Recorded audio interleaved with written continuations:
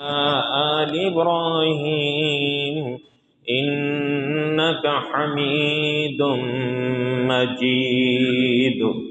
সম্মানিত মুসল্লিগণ, আমরা সেই প্রভুর দরবারে লাখো কোটি শুকর আদায় করছি, যিনি আমাদেরকে পবিত্র জুমার দিনে তার হুকুম জুমার নামাজ আদায়ের লক্ষ্যে মসজিদে আসার তৌফিক দান করেছেন। সকলেই জবান খুলে এক বাক্যে পড়ে আলহামদুলিল্লাহ। রব্বানা লাকাল হামদ হামদান কাসীরা তাইয়্যিবাম মুবারাকান ফি। শতকোটি দুরূদ ও সালাম সে নবী পাকের উপর যার সুন্নাহ বা তরিকার মধ্যে রয়েছে দুনিয়ার শান্তি, আখিরাতের কল্যাণ। নবীর উপর মোহাব্বত নিয়ে জবান খুলে পড়ি সাল্লাল্লাহু আলাইহি ওয়াসাল্লাম। সম্মানিত মুসল্লিগণ, অল্প সময় আমরা আমাদের আলোচ্য সূরাতুল হুজুরাতের 6 নম্বর আয়াতের দিকে যাচ্ছি।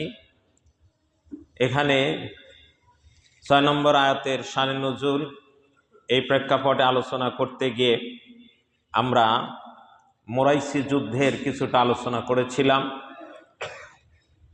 বনি মুস্তালিকের সর্দার হারিস ইবনে জিরার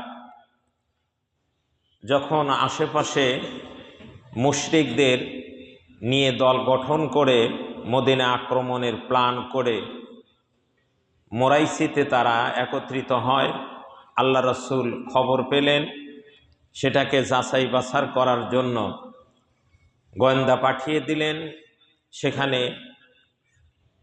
গোয়েন্দায় জেনে গিয়ে আল্লাহ রসুলকে খবর জানালেন। রাসূল সাহাবাদের নিয়ে রওনা করলেন। পথের ভিতরে এক জায়গা খালাইক নামক স্থানে অবতরণ করলেন, বিশ্রাম নিলেন, যাত্রা বিরতি করলেন। সেখানে এক ঘটনা ঘটল, সেটা আলোচনা করেছি। তারপরে আল্লাহ রসুল সেখান থেকে আবার রওনা করলেন। মদিনার থেকে 24 মাইল দূরে, মদিনার থেকে 24 মাইল দূরে মুরাইসি কাছাকাছি, ওখানে বাঁকা নামক স্থানে আল্লাহ রসুল আবার যাত্রা বিরতি করলেন। এই সময় একটা ঘটনা ঘটল। ওখানে সাহাবে কেরাম বিশ্রাম নিচ্ছেন, হাঁটাহুটা করছেন, দেখাশোনা করছেন, খবরাখবর নিচ্ছেন। এমন সময় হযরত ওমর রাদিয়াল্লাহু তাআলা আনহু আছেন, আরও কতিপয় সাহাবী দেখলেন যে একজন লোক ঘোরাঘুরি করছে। ওমর রাদিয়াল্লাহু তাআলা আনহু এবং সাহাবীদের সন্দেহ হলো। তাকে ওমর রাদিয়াল্লাহু তাআলা আনহু কয়েকজন সাহাবী সহ আটক করলেন। আটক করে তাকে জিজ্ঞাসা করা হলো, তুমি কে, কোথা থেকে এসেছো? কিন্তু কোনো কথা বলে না, আমি একজন পথিক। ওমর রাদিয়াল্লাহু তাআলা আনহু তার সন্দেহটা আরো ঘনীভূত হলো। তখন ওমর রাদিয়াল্লাহু তাআলা আনহু দেখে বুঝতে পারলেন কোনো গোয়েন্দা। ওমর রাদিয়াল্লাহু তাআলা আনহু তখন এমন একটা ধমক লাগিয়ে দিলেন, তুমি সত্য কথা বলো, আর না হয় আমি কিন্তু ওমর। আল্লাহু আকবার। ওমরের নাম তো সব জায়গায় ছড়িয়ে আছে। আমি ওমর, তুমি যদি সত্য কথা না বলো, এই মুহূর্তে আমার তলোয়ার তোমাকে দ্বিখণ্ডিত করে দিবে। তো ও জানে যে ওমরের তরবারির থেকে রক্ষার উপায় নাই। সঙ্গে সঙ্গে বলে ফেলল যে আমি সত্য কথা বলছি, আমি বনি মুস্তালিকের লোক। আমাকে হারিস ইবনে জিরার পাঠিয়ে দিয়েছে। তারা মুরাইসি কূপের কাছে বিশাল বাহিনী নিয়ে হারিস ইবনে জিরার অপেক্ষায় আছে।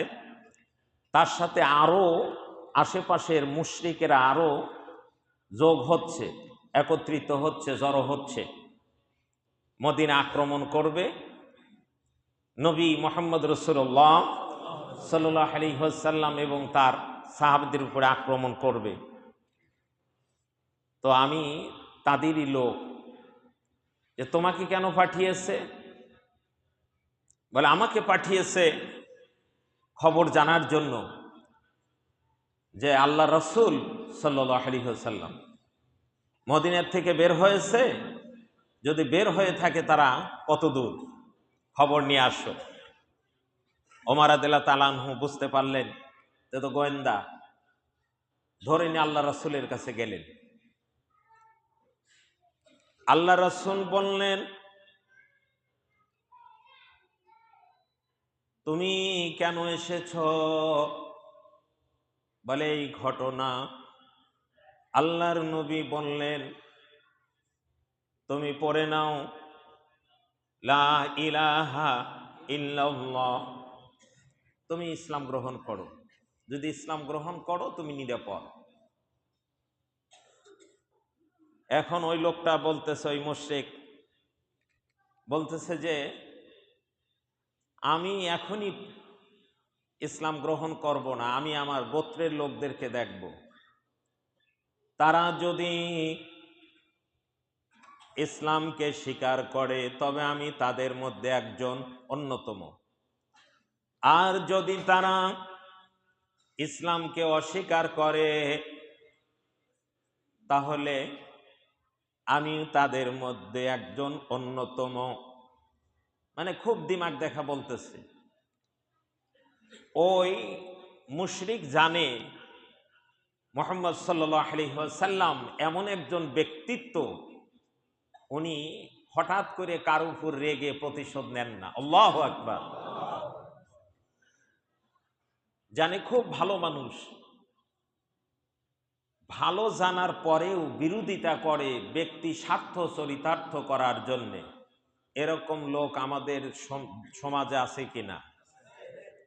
কম না বেশি? জানে ভালো তাও বিরোধিতা করে। হযরত ওমর রাদিয়াল্লাহু তাআলা আনহু বললেন, ইয়া রাসূলুল্লাহ, ইয়া হাবিবাল্লাহ, এই ব্যক্তি দুইটা অপরাধ করেছে। যে অপরাধ আপনি যে ইসলামের আইন বলেছেন এ আইনে হত্যাযোগ্য অপরাধ। এক নম্বর হলো ইসলামের বিরুদ্ধে, আল্লাহ এবং তার রাসূলের বিরুদ্ধে গোয়েন্দাগিরি করতে এসেছে, এক নম্বর অপরাধ। দুই নম্বর অপরাধ, আপনি স্বয়ং আল্লাহর নবী ইসলামের দাওয়াত দিয়েছেন, সে অস্বীকার করেছে, কতলযোগ্য অপরাধ। ইয়া রাসূলুল্লাহ, ইয়া হাবিবাল্লাহ, আপনি আমাকে অনুমতি দিন, এই লোকটাকে দিয়ে দিন, তাকে হত্যা করে দেই। আল্লাহর নবী আর দেরি করলেন না। আল্লাহর নবী দেখলেন যে ওমর যা বলছে তা তো সঠিক। আল্লাহর নবী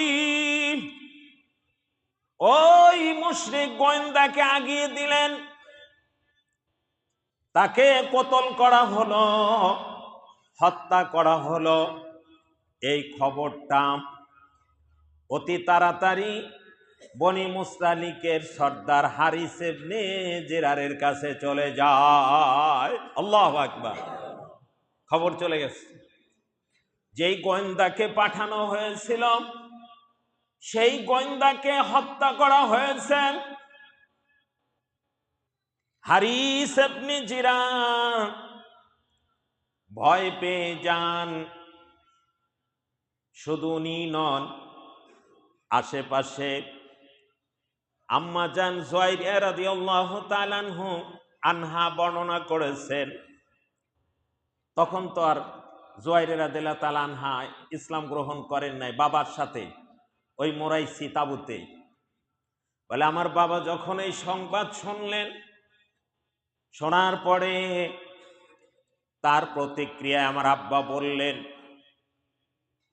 আরো যে নেতৃস্থানীয় বিভিন্ন গোত্রের লোক সর্দারেরা এসেছিল, তাদের কাছে বললেন,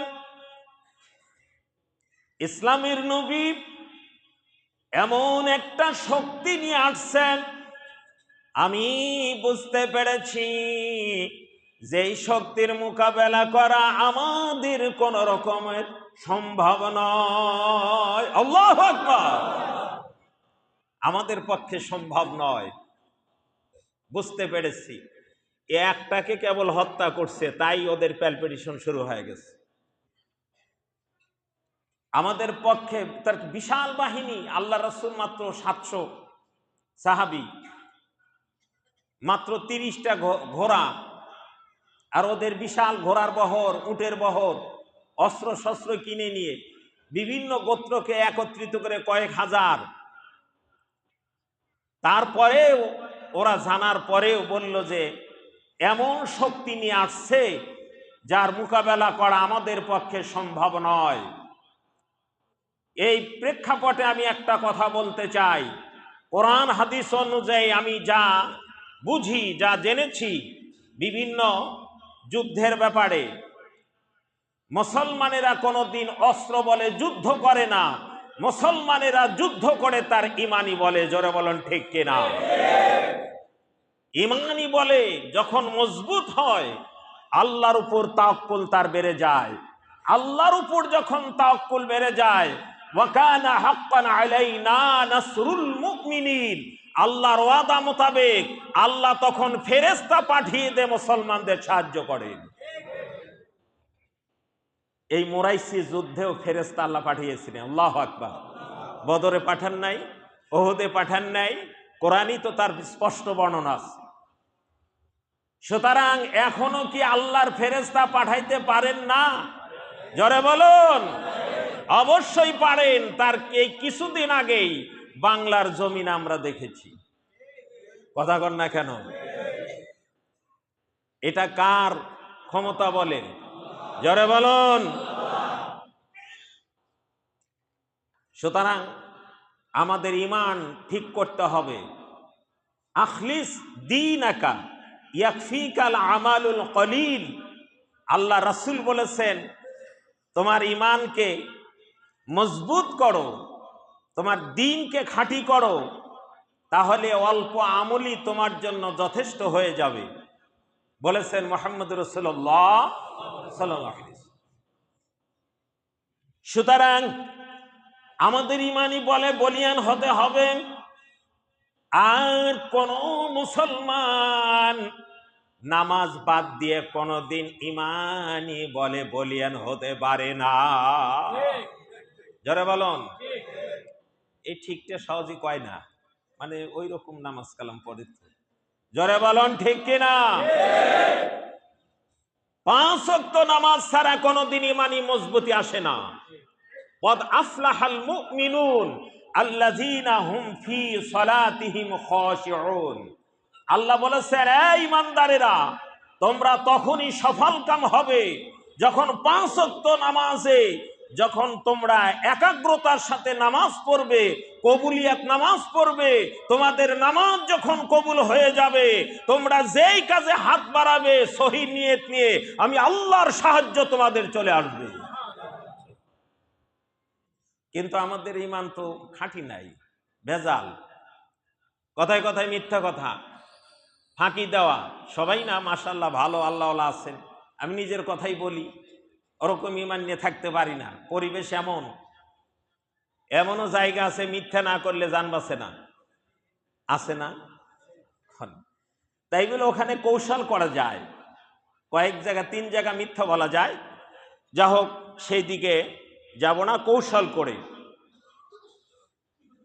যেটা বলতেছিলাম, ওই দিকে হারিস ইবনে জিরার যখন এই ঘোষণা দিয়ে দেন, আশেপাশে বনি মুস্তালিকের সাথে যেই সকল লোকেরা, মুশরিকেরা, আশপাশের যেই সকল গোত্র দল সৈনিকেরা যোগ দিয়েছিল, তাদের অবস্থা হয়েছে যে এখন ভিক্ষা চাই না মাত্র কুত্তা ঠেকা, মানে আর যুদ্ধ চাই না, আগে জান বাঁচাই, ছেড়ে দে মা কেঁদে বাঁচি। ওরা যার যার মতো। আম্মা জুয়াইরা রাদিয়াল্লাহু তাআলা আনহা পরে বর্ণনা করেছেন যে আমার বাবার এই ঘোষণার সাথে সাথে ওই গোয়েন্দাকে হত্যা করার সাথে সাথে বনি মুস্তালিকের সাথে যতগুলো দল একত্রিত হয়েছিল সবগুলো বনি মুস্তালিককে ছেড়ে যার যার মতো পালিয়ে যায়। আল্লাহু আকবার। কার ইশারায়? দুর্বল হয়ে গেছে না বনি মুস্তালিক? একদিকে পিছন থেকে লোক সরে গেছে সাথের থেকে, অন্যদিকে হারিস ইবনে জিরার ঘোষণা করে দিছে যে এরা প্রভাবশালী। এক গোয়েন্দাকে হত্যা করার কারণেই বুঝতে পেরেছে ইমানি বলে বলিয়ান। সুতরাং এখনো যদি হকপন্থীরা এই বাংলার জমিনে যদি ইমানি শক্তি নিয়ে দাঁড়ায়, বাতিল শক্তি পালানোর সুযোগ পাবে না। জোরে বলুন ঠিক কিনা?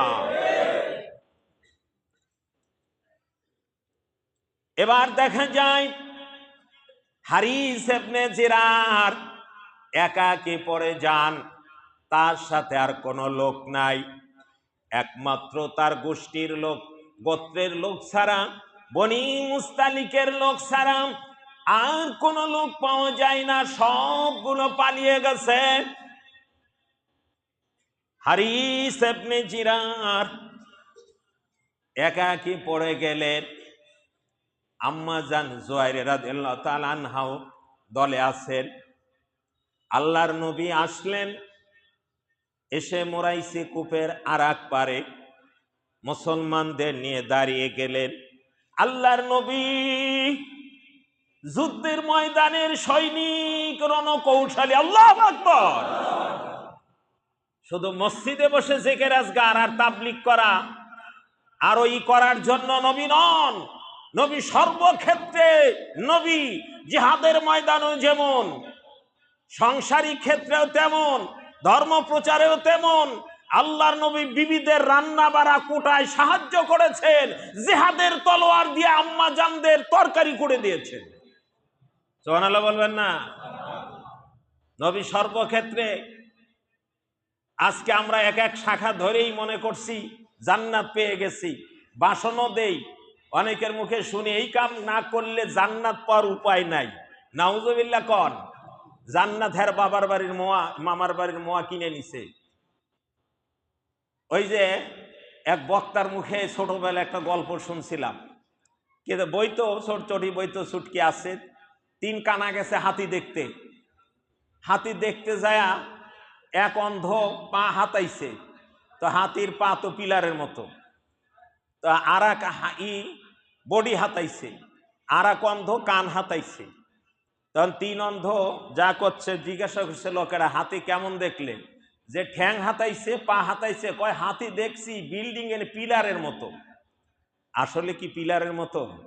কারণ ও হাতাইছে হইলো পা, পিলারের মতো দেখছে, ও তো চোখে দেখে নাই, অনুভব করছে।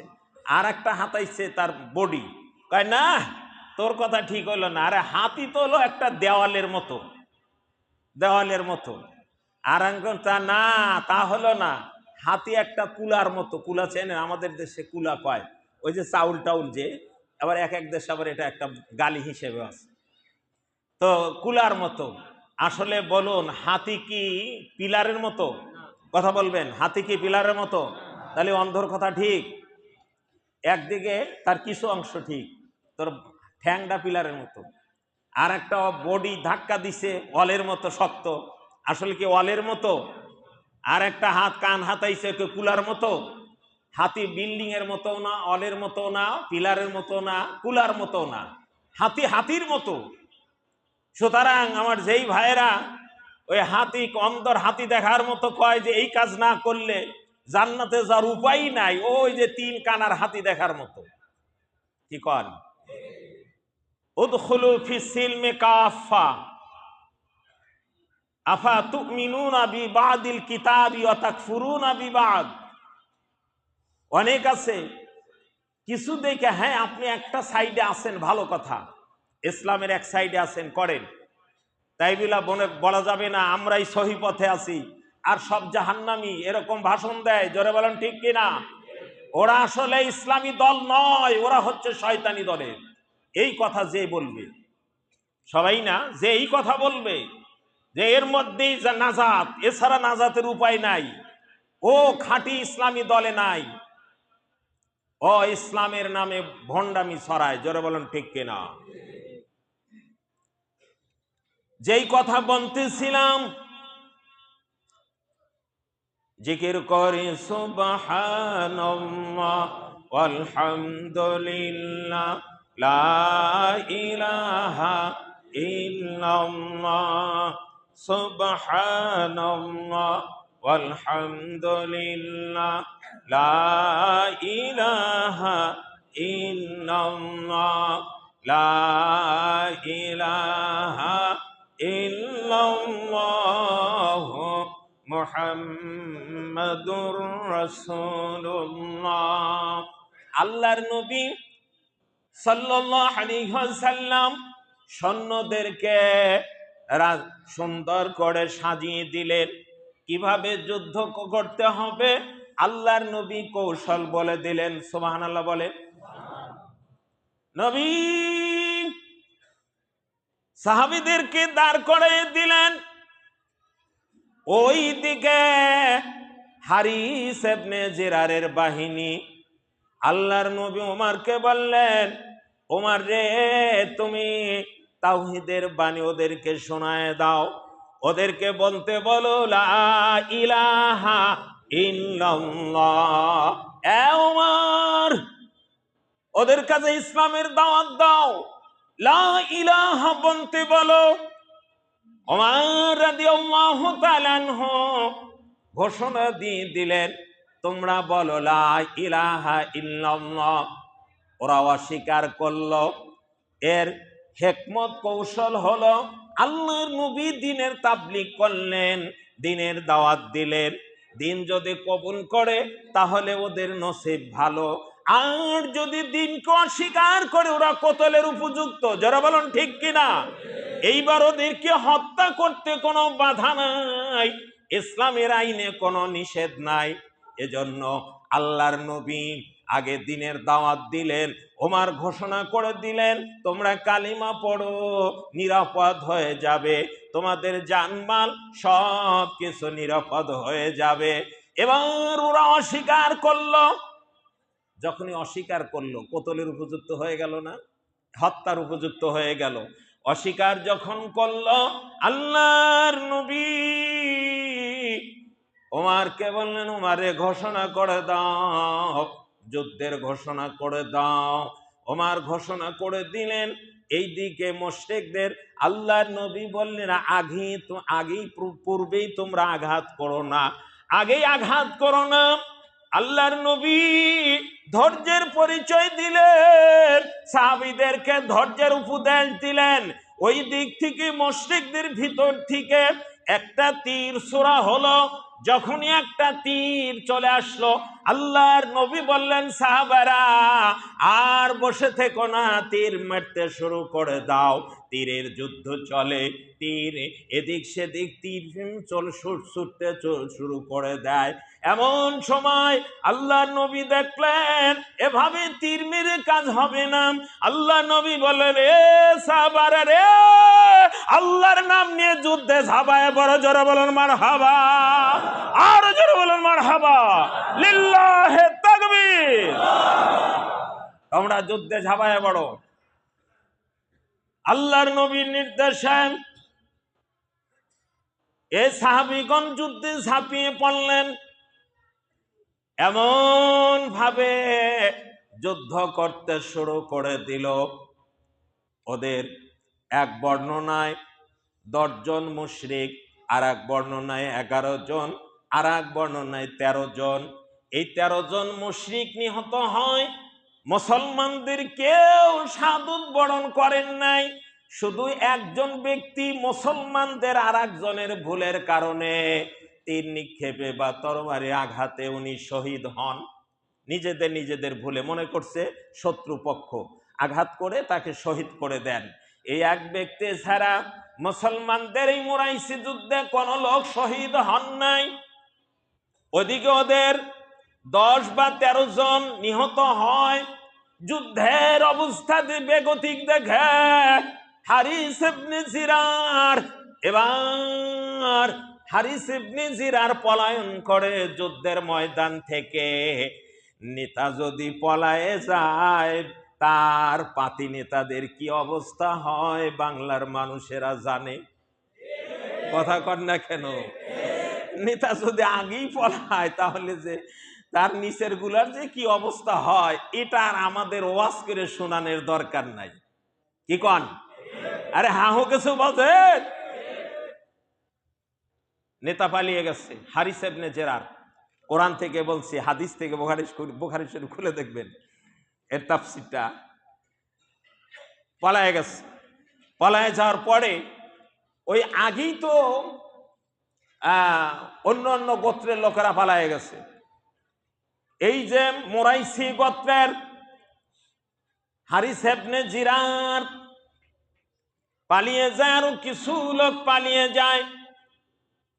এরপরে যারা অবশিষ্ট ছিল, নারীরা তো যেতে পারে নাই, তাদেরকে বন্দী করে, নারীদেরকে বন্দী করে, পুরুষ যারা ছেলেদেরকে বন্দী করে, 200 নারীকে বন্দী করে। তার মধ্যে জুয়াইরা রাদিয়াল্লাহু তাআলা আনহাও ছিলেন, হারিস ইবনে জিরারের একমাত্র কন্যা জুয়াইরা রাদিয়াল্লাহু তাআলা আনহাও ছিলেন। বন্দী করে তারপরে 200 উট আর আপনার 5000 বকরি তারা গনিমতের মাল হিসাবে পেয়ে যান। আল্লাহু আকবার।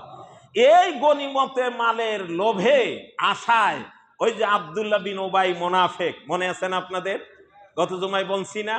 এই মুনাফিক তার দলবল নিয়ে গেছে এই গনিমতের মালের লোভে, যে গনিমতের মাল পাবো, মুসলমানরা তো বিজয় লাভ করবে। ও গোর ইসলামের দুশ্মন, পাক্কা মুনাফিক। এই মুরাইসির যুদ্ধের পরে 2টা ঘটনা ঘটায় আব্দুল্লাহ বিন উবাই মুনাফিক। আমাদের দেশেও আব্দুল্লাহ বিন উবাইয়ের উত্তরসূরিরা অপকর্ম ঘটাইতেছে না? কথা কন না কেন? বিভিন্ন ধরনের অপকর্ম ঘটাচ্ছে না? ওরা ওই আব্দুল্লাহ বিন উবাই ওইদের বংশেরই মনে হয়। আমার ভাইজান আব্বাজানেরা, কোরআন কিন্তু শুধু ওই যুগের জন্য না, আমি আগেই বলেছি, এই কোরআন কিয়ামত পর্যন্ত। শুধু তাই নয়, এই কোরআন দুনিয়াতে কিয়ামত পর্যন্ত, পরকাল আল্লাহর জান্নাতে পৌঁছায় দেওয়া পর্যন্ত। ঠিক কিনা বলুন? সুতরাং মনে করতে পারেন হুজুর এই কথা কেন বলে? আর এই কথা বলার জন্যই তো কোরআন আছে।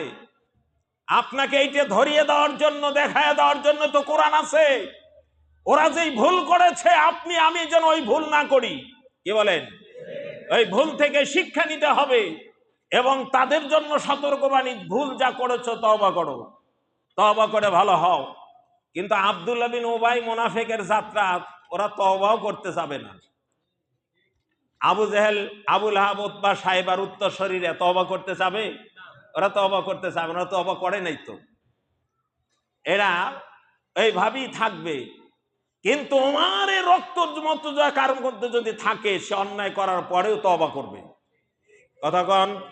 পৃথিবীর সবচেয়ে বড় অপরাধ করতে গিয়েছিলেন ওমর রাদিয়াল্লাহু তাআলা আনহু। বলতে পারেন সবচেয়ে বড় অপরাধটা কি? আল্লাহ রাসূলকে কতল করা। কি বলেন?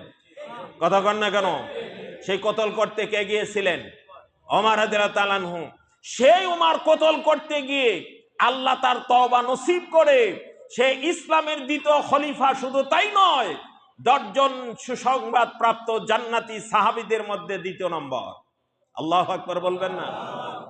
সুতরাং আমি আমার ভাইজান আব্বাজানদেরকে বলবো, কি অপকর্ম আপনারা, আপনার দলের লোকেরা বা এলাকার লোকেরা যারা ওই অপকর্মগুলো করেছে, তারা ভালো করেই জানেন। তারা ফিডার খাওয়ার শিশু নন। কি বলেন? তারা ফিডার খাওয়ার শিশু নন। তারা ল্যাংটা পাগলের মতো নির্বুদ্ধি নন। বুদ্ধি আছে, জ্ঞান আছে। তারা পণ্ডিত হিসাবে নিজেদেরকে ভাবে। পণ্ডিতেরা কি করেছেন তারা কিন্তু বোঝে। কথা কন? সুতরাং তওবা করেন। আমাদের কাজই হলো অন্যায়কারীদেরকে হেদায়েত করে ভালো পথে আনা। এতে আপনি বেজার হন আর খুশি হন, সেটা দেখার নয়। কারণ আমার বয়ানের উদ্দেশ্য হবে আল্লাহকে খুশি করার। কথা কন, মানুষকে খুশি করতে গেলে আমি বয়ান করতে পারবো না। ওয়ালা তালবিসুল হাক্কা ওয়া আনতুম তা'লামুন, ওয়ালা তাকতুমুল হাক্কা ওয়ালা তালবিসুল হাক্কা বিল বাতিল ওয়া তাকতুমুল হাক্কা ওয়া আনতুম তা'লামুন। কথাটা কার? তোমরা সত্যকে মিথ্যার সাথে মিশ্রিত করো না, সত্য জানার পরে গোপন করো না। কথাটা কার? তো যদি আমি গোপন করে যাই আল্লাহর কাছে জবাব দিতে পারবো না। এই চাকরি বাঁচানোর জন্য আমি জাহান্নামী হব, এটা কোনদিন একজন আলেমের পক্ষে শোভনীয় নয়। জোরে বলেন ঠিক কিনা? কারণ রেজেকের মালিক কে? আল্লাহ। আল্লাহ ইচ্ছা করলে ঘরে বসাও খাওয়াইতে পারে। আমার ভাইজান, আব্বা জানেন, আল্লাহর নবীর সাহাবীগণ যখন আক্রমণ করলেন একসাথে সব পালিয়ে গেল, যারা মহিলা এবং কিছু লোক বন্দী হলো গনিমত হিসাবে। বন্দী করে নিয়ে আল্লাহর নবী গনিমতের মাল ভাগ করে দিলেন। এই গনিমতের মালের মধ্যে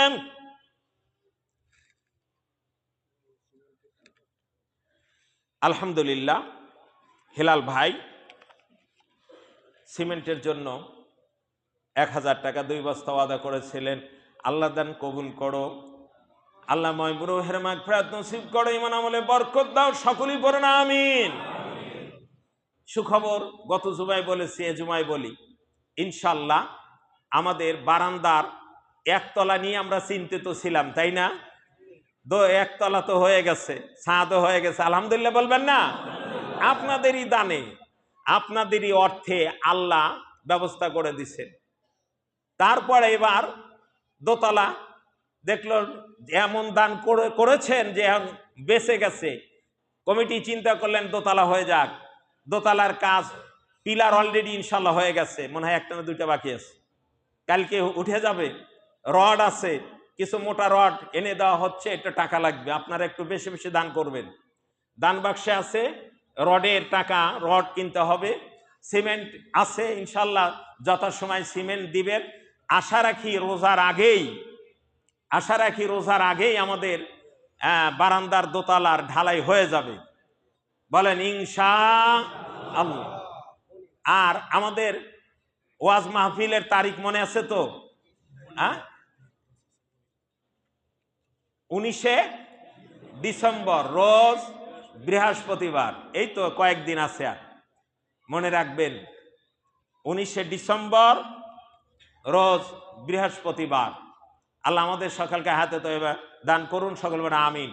মনিরা নামে একটা মেয়ে 500 টাকা দিয়ে দোয়া চেয়েছে, আল্লাহ দান কবুল করো, তার রুহের মাগফিরাত নসিব করো, ঈমান আমলে বরকত দান করো। যে উদ্দেশ্যে দান করেছে আল্লাহ তার মনে নেক জায়েশা পুরো করো, সকলে পড়ুন আমিন।